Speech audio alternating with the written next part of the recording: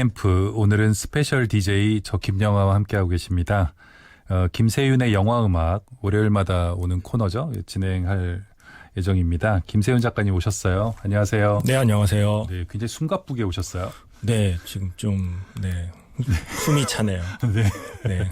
오랜만에 반갑습니다. 뵙습니다. 아, 예. 네, 언제 뵀었죠? 기억을 못 하시겠지만 네. 예전에 플로리다 프로젝트 GV GV 할 때 진행을 제가 근데 그거 얼마 안 했었어요. 됐는데. 네. 네. 그건 제가 진행을 잘했다는 뜻이죠. 네. 네, 진행자의 반갑습니다. 존재는 조용히 묻혀야 되기 때문에. 예, 반갑습니다. 네, 네. 오신다고 해서 지금 또 사연들 올라오고 있는데요. 네. 미니로 조민경 님이 오늘 세윤 작가님 나오시는 거죠? 네. 김영하 작가님 말씀하시는 스타일이 조곤조곤한 것이 세윤 작가님과 비슷한 것 같아요. 오늘 김영하 작가님과 김세윤 작가님 두 분의 조곤조곤 케미 기대할게요. 네. 또 이병균 님, 비록 종사하는 분야는 다르지만 김영하 작가님과 김세윤 작가님의 만남 기대됩니다. 어떤 이야기 들려주실지 궁금해지네요. 네. 많은 분들이 기다리시는 코너인 것 같아요. 네. 그리고 이게 종사하는 분야는 다른데 같은 작가라는 이름을 붙이기가 약간 부끄럽네요. 제가 책을 한 20년 전에 책 한 권 내고 아직도 책을 안 내고 있어서 정녕 방송 작가입니다. 네. 네. 그래서 사실 오늘 스페셜 D 하신다고 그래서 무슨 영화를 할까 고민을 하다가 그래도 뭔가 원작이 있는 영화 중에 고르는 게 모양새가 낫지 않을까. 라고 하다 보니 사실은 지난주에 잠깐 이 영화 얘기를 했거든요. 나중에 기회가 되면 백캠에서 이 영화 소개하겠다 했는데 생각보다 기회가 너무 빨리 와서 그 청소년들한테 권하셨다는. 네네네. 그거 어떻게 하셨지? 예. 지난번에 말씀하셨잖아요. 네. 그래서 지난주에 제가 청소년들에게 강의할 때 3편 추천했다는 작품 중에 한 편을 싱스트리트 지난주에 했었고 이제 그 중에 말했던 몬스터콜이라는 작품을 오늘 소개를 해드리려고 해요. 네. 이게 마침 원작이 있는 작품이고요. 네. 국내에도 출간이 돼 있어요. 그래서 저는 사실 전혀 모르고 있다가 저는 보통 그렇게 보거든요. 그러니까 책을 먼저, 물론 운 좋게 책을 먼저 본 게 나중에 영화로 나오는 경우도 있지만 대부분의 경우는 영화를 보고 마음에 들면 그 다음에 원작을 찾아보는 게 좀 더 그 횟수가 많아서 이 작품도 영화가 좋아서 뒤늦게 책을 찾아본 케이스고 책도 무척 마음에 들었던 작품입니다. 그러면 어떤 영화를 보러 가기 전에 뭐 검색을 해보시잖아요. 근데 원작이 있다는 걸 알아도 일단 영화를 먼저 보시는 편이세요? 네, 저는 그리고 사실은 저 예고편도 잘 안 봐요. 아무 정보 없이 가시는 걸 좋아하시는군요. 가능하면 아예 예고편도 안 보고 포스터도 안 보고 싶지만 포스터는 안 볼 수가 없어서 누가 나오는지 정도만 알고 가는 경우가 굉장히 많고요. 그래서 크게 당황하는 경우도 있죠. 저도 좀 그런 편인데 아무것도 모르고 갈 때 진짜 많고 진짜 감독, 배우 이런 것도 모르고 들어갈 때도 있거든요. 의외로 그런데 참 좋은 발견들이 있지 않습니까? 그렇죠. 그게 훨씬 낫고요. 다만 근데 영화가 영 이상할 때는 충격이 더 크죠.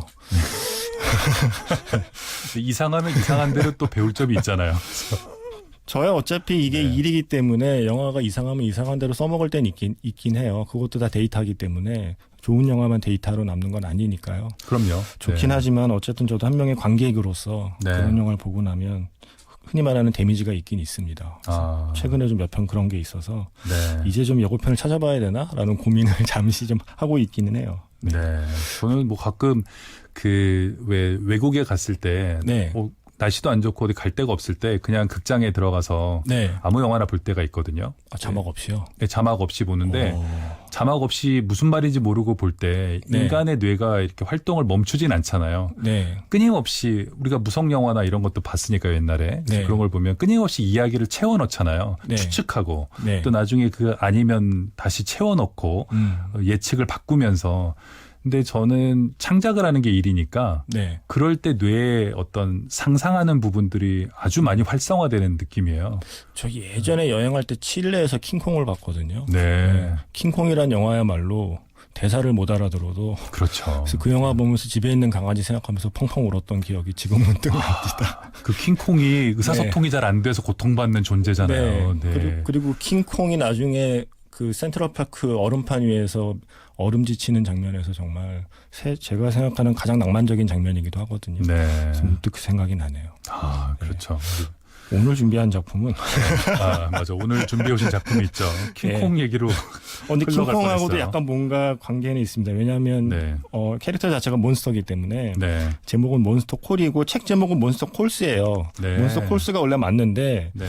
뭐 영화 개봉할 때 이 숫자가 거슬렸는지 네. 영화 개봉에서는 수를 빼고 그냥 몬스터 콜이라고 했습니다. 아, 그렇군요. 네. 지금 김채연 님이 미니로 네. 저 동화 쓰는 사람인데요. 몬스터 콜 동화 쓰는 사람들에게 필독서랍니다. 너무나 좋아하는 책이에요. 이렇게 보내오셨어요. 이게 벌써 표지에 보면 2012 카네기상 케이트 그리너웨이상 수상. 사실 케이트 그리너웨이상이 저는 뭔지 모릅니다만 뭔가 이렇게 딱지가 붙어 있으면 뭔가 상을 받았구나라는 네. 일단 표시가 되니까요. 네네. 네, 근데 이게 2017년 9월 14일에 개봉을 했던 작품이고요. 그때 네. 어떻게 제가 백캠에서 소개할 기회가 없어 소개를 못했고 이 몬스터 콜스의 원작의 처음 머릿말에 보면 나오는 이야기인데 이 책 원작 자체가 좀 특이한 방식으로 쓰여졌어요. 그래요. 그러니까 시본 도우드라고 하는 작가가 캐릭터 다 잡아놓고 대체적인 뭐 스토리라인까지 잡아놨는데 이제 네. 세상을 떠나게 됐고요. 그래서 네. 책을 쓰지 못한 채 구상만 하고 세상을 떠났고 그 작가가 남겨놓은 구상을 갖고 다른 작가에게 책을 써달라고 그 유족들이 의뢰를 했대요. 네. 그래서 그 작가가 고민을 하다가 한번 써보고 싶다라는 생각이 들어서 시본 도우드라는 작가가 남긴 구상을 토대로 네. 패트릭 네스라는 작가가 쓴 소설이 바로 몬스터 콜스라고 하는 작품이에요. 쉽지 않은 도전인데요. 네, 작가가 바로 그 얘기를 해요. 처음부터 쉽지 않았고 근데 어쩔 수 없이 이야기를 하고 싶다는 욕망이 나에게 찾아와서 네. 책을 썼다. 그래서 마치 릴레이 경주를 하듯이 10원이 남긴 구상을 내가 이어받아서 책을 썼고 이제 이 책을 독자들에게 넘겼으니 이제부터 남은 이야기는 독자들이 써라 라는 이제 머릿말을 썼더라고요. 네, 그래서 바로 그렇게 해서 완성된 책이 몬스터 콜스라는 책인데 네. 이 패트릭 네스 작가 본인이 영화로 각색을 했어요. 그래서 거의 사실은 영화를 보고 책을 보면 흐름은 거의 일치합니다. 뭐 약간 뭐 축약된 점은 있어도 새로운 얘기가 첨가되거나 이런 건 없고요. 네. 그 이야기가 시작되면 주인공은 12살 소년이에요. 근데 제가 가끔 저도 이제 뭐 그 대본을 쓰고 글을 쓸 때 보면 답다라는 말과 스럽다라는 말을 두고 고민할 때가 있거든요. 네. 근데 사전을 찾아보면 사전적으로는 사실 거의 큰 차이가 없는 단어인데 왠지 답다라는 말을 붙일 때와 스럽다 말을 붙일 때 어감이 좀 다르다는 걸 제가 느끼니까 네.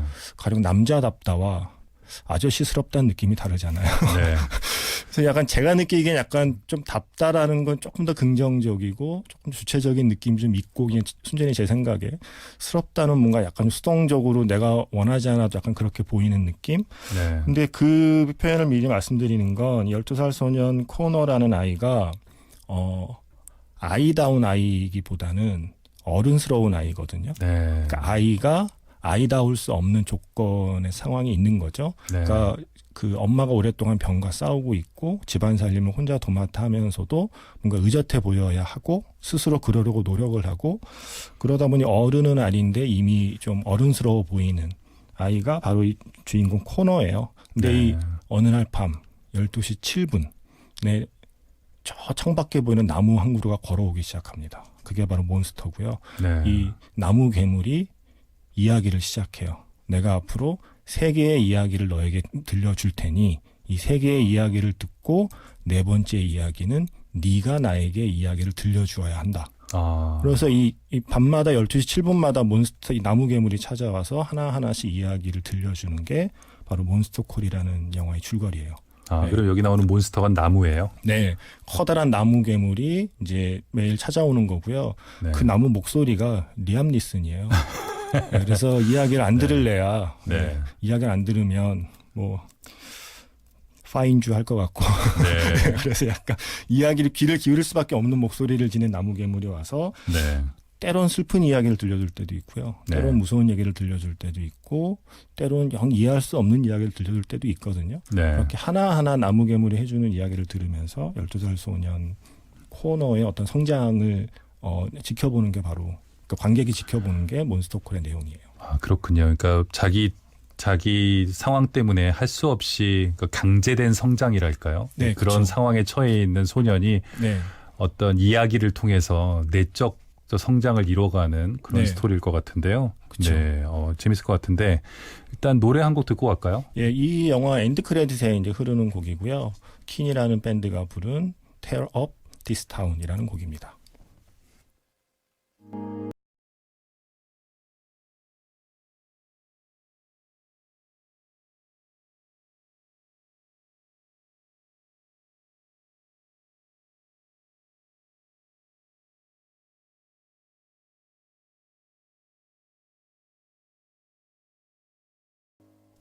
네, 김세윤의 영화 음악, 지금 김세윤 작가님하고 진행하고 있는데요. 네, 사운드 트랙 중에서 Tear Up This Town 들었어요. 네, 네. 엔딩 크레딧에 올라가는 노래라면서요? 네, 마지막 네. 엔드 크레딧에 이 곡이 나오고 이 영화의 주제곡이고요. 네. 네, 이게 사실 포스터를 아마 지금 찾아보시면 알겠지만 포스터만 봐서는 이게 대체 무슨 영화인가? 그러니까 뭐 알만한 물론 할머니로 시고니 이버가 나오긴 하고 네. 엄마로 출연하는 건 사랑에 대한 모든 것에 출연한 펠리시티 존스라는 배우긴 한데 한국에서 개봉할 때만 해도 그렇게 인지도가 있는 배우가 아니다 보니 네. 아이가 그냥 등 돌려 있고 큰 나무 한 그루 그려놓은 포스터로 이제 네. 개봉을 한 거죠.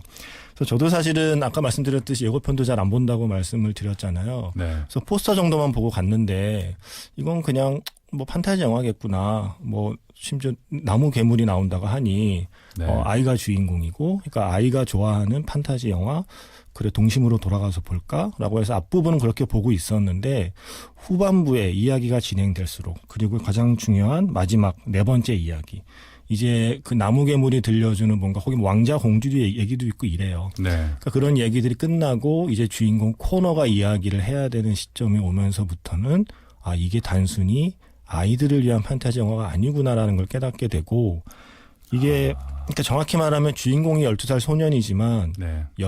지금 12살 소년을 위한 영화라기보단 네. 한때 12살이었던 모든 어른을 위한 영화이기도 네. 하고 꼭 12살이 아니어도 흔히 말하는 상실감이라는 걸 살면서 경험해본 사람이라면 누구나 이 영화의 엔딩에 가서는 울컥할 수밖에 없지 않나. 그렇군요. 물론 그 엔터테인먼트 위클리에서 좀 심한 평을 쓰긴 했어요. 심하게 뭐라고 했나요? 심하게 좋은 평을 썼는데 심하게 좋은 평을요. 엔딩에서 울지 않는다면 당신이야말로 몬스터. 이게 좀 이건 좀 심하지 않나. 네, 사람이 그렇게까지 막 쓰지 네. 않는데요, 그분들이. 사람이 울지 않을 수도 있는데 네네. 이거 글 쓴 분은 진짜 심하게 이 영화가 좋았나 봐요. 그렇군요. 저도 약간 이쪽에 동의하는 편입니다만 저는 뭐 울지 않는 사람의 어떤 취향이나 개성도 존중하기 때문에 우셨어요? 저는 울었죠. 아. 저는 울었고 약간 울컥했고요. 네. 울컥이에요? 아니면 진짜 우셨어요? 솔직히 좀 울었습니다. 네. 솔직히 좀 많이 울었습니다. 아, 그렇군요. 이게 마지막에 약간 이렇게 흐느낀다고 그러죠. 아. 그래서 네. 영화를 보면 시사회장에서 보통 그런 경우가 없는데 이 영화의 마지막에서는 그렇죠. 마지막 엔딩에서는 그렇게 되더라고요. 언론 시사나 기자 시사 이런 거 저도 옛날에 좀 다녀봤었는데 네. 그 영화 잡지에 글 쓸 때 네. 굉장히 분위기 안 좋잖아요. 분위기 안 좋죠. 네, 뭐 이렇게 막 되게 산만하고 막 어디 통화하시는 분, 기사 거기서 바로 쓰시는 네. 분, 들락거리는 분. 그래서 감정을 이렇게 잡기 굉장히 어려운데. 심지어 거기서 막 택배 기사분하고 길게 통화하는 분도 가끔 있고. 여기 그래요. 퀵으로 보내주세요. 뭐 이런 네. 뭐 그런 업무 통화하시는 분도 계시고. 그리고 TMI를 제가 다 알게 돼요. 그 집이 어디 있고. 네, 그래서 굉장히 저 기자 시사 같은 거 오라 그러면 옛날에 네. 뭐 아유 싫어하고 그냥 내 돈 주고 볼게요 뭐 이랬었는데 그런데도 이렇게 몰입할 수밖에 없는 영화라니 참 저도 네. 궁금하고 여기 오태석 씨 같은 분 미니로 성장통을 겪는 어른 동화 참 좋아요. 되게 적확하게 표현하신 것 같아요. 네네. 성장 영화만이 아닌 거죠. 이제 네. 어른 동화다 이렇게 보셨네요. 그리고 어떤 외국 평론가는 일기장 같은 영화라는 표현을 썼어요. 그러니까 저는 일기장이라는 우리가 보통 예전에는 편지와 일기가 다르다고 저도 배웠고 그렇게 네. 생각을 했었는데 어느 순간 생각해 보면 결국엔 일기도 편지라고 생각을 하거든요. 미래의 나에게 그렇죠. 보내는. 뭐 신해철 씨 노래처럼 그래서 나에게 쓰는 편지인 거죠. 그러니까 일종의 인터스텔라처럼 나중에 내가 과거에 내가 쓴 일기장을 이렇게 보게 된다는 점에서는 일기장도 일종의 편지인데 네. 이 몬스터콜이라는 작품 자체가 사실은 12살 소년이 써내려간 일기장이지만 결국 그 일기장을 보는 건 이제 그 시기를 지나온 어른이 보고 있는 거죠. 그 네. 극장에 앉아서 혹은 원작 소설을 보는 분의 책을 넘기면서 그걸 보게 되는 거고요. 물론 이 아이는 아이 때 이런 좀 힘든 시절을 겪고 있지만 뭐 힘든 시절에는 때가 있는 게 아니라서 어른이 되어서도 그 비슷한 코너와 같은 어떤 고통과 시련을 겪었다면 이 영화의 엔딩은 아마 특별하게 다가올 거라고 생각을 하고요. 네. 저도 돌이켜보면 그러니까 뭐 영화에서도 그렇고 작품에서도 보고 많이 느끼는 게 아이들의 경우에 집이 전쟁터면 아이들은 자기만의 참호를 판다고 저는 생각을 하거든요. 아, 맞아요. 네. 네. 집이 뭔가 전쟁터면 자기만의 자기의 몸을 숨길 만한 자기가 좀 쉴 수 있는 참호, 자기만의 참호를 파죠. 그게 누군가에겐 음악이 되고 누군가에겐 소설이 되고 누군가에겐 영화가 되고 또 누군가에겐 뭐 상상이 될 수 있겠죠. 네. 근데 그 공통점은 사실 이야기라는 거고 이 주인공 코너라는 아이가 전쟁터 같은 집, 병력터 같은 성장기에 자기만의 참호를 파들어간 곳에서 만난 게 이 몬스터, 나무 몬스터. 몬스터 덕분에 자기 얘기를 할 줄 모르던 아이가 자기 이야기를 하는 법을 배우는 거죠. 그래서 그렇군요. 저는 이게 그 심리학자들이나 그런 분들이 약간 치유법과도 닮아 있는 것 같아요. 보면 네. 결국 자기 이야기를 하면서 일종의 스스로 치유가 시작되는 그 과정들을 많이 보잖아요. 네. 이 영화가 사실은 그 과정을 판타지를 빌어서 하고 있는 작품이라 많은 분들께서 이 작품에는 좀 그 공감을 하지 않을까. 그럴 것 같은데요. 갑자기 좀 자신이 없어지긴 합니다만. 네. 고통받은 아이들, 성인들도 마찬가지인데 우리가 네. 고통받을 때 가장 먼저 보게 되는 또는 들어가게 되는 말씀하신 참호 같은 것이 이야기잖아요. 그쵸. 남이 써놓은 잘 쓰여진 이야기들을 보면서 네. 그 이야기 속에 또 다른 고통받는 존재들이 있거든요. 그쵸. 그들의 고통에 공감하면서 자기 고통을 좀 객관적으로 바라보게 되고 근데 그걸로 끝나는 게 아니라 자기 이야기를 씀으로써 저는 그게 완성된다. 뭐 그렇게 네. 생각하거든요. 그렇게 읽기와 쓰기가 이제 맞물려 가면서 근데 이건 이제 이론적으로 말하는 거고 그 지금 말씀하신 그 영화는 이런 것을 상징적으로 그렇죠. 말 들어보니까 잘 표현한 것 같아요. 방금 말씀하신 그 과정을 판타지 영화라는 장르 안에서 소화를 다 해요. 시각적으로 표현을 하고 이 아이의 이야기 안에서도 다 표현이 돼요. 그래서 저는 네. 이게 사실은 제가 이렇게 어쩌다 운 좋게 이렇게 강의 같은 거를 가끔 영화에 대해서 얘기하게 되면 네. 이 영화도 결국 이야기니까 영화의 이야기에 대한 이야기를 할 때 자주 인용하는 영화가 이 작품일 정도로 그러니까 뭔가 나의 이야기를 한다는 것 그리고 네. 세상의 이야기로부터 내가 힘을 얻는다는 것이 무엇인가에 대한 가장 멋진 작품이라고 생각을 해서 그렇군요. 이 작품을 오늘 추천을 해드리고요. 네. 그 나무 괴물이 네. 되게 화두 같은 질문들을 막 던지고 사라져요. 아, 가령 그래요? 뭐 투명 인간은 왜 자신의 모습이 드러난 뒤에도 외로워질까?